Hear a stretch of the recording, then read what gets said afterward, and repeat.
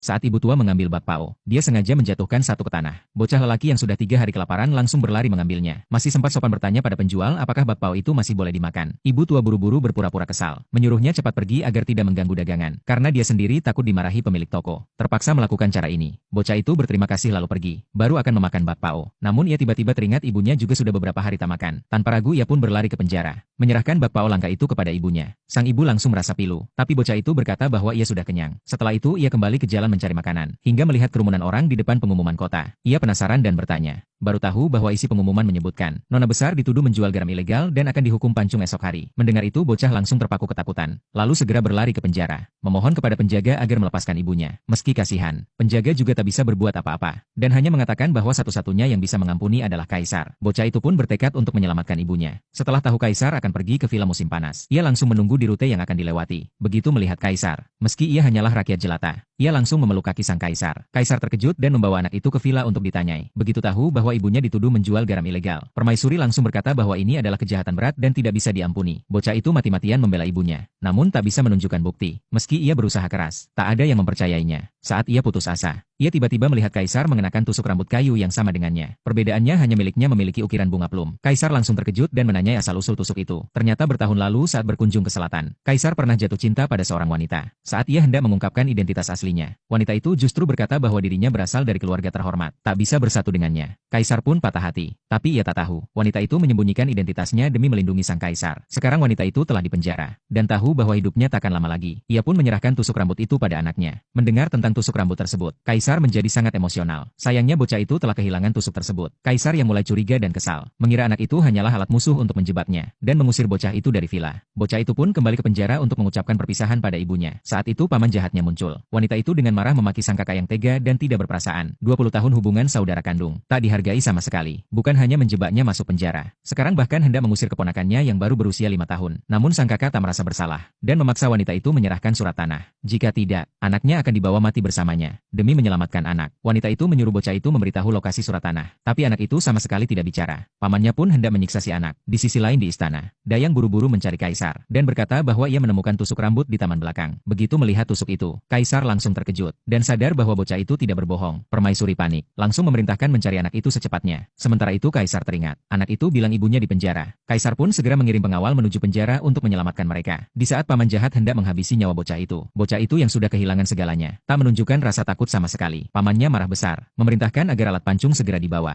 hendak menggunakannya untuk memaksa anak itu bicara. Di saat kritis, Kaisar pun datang tepat waktu.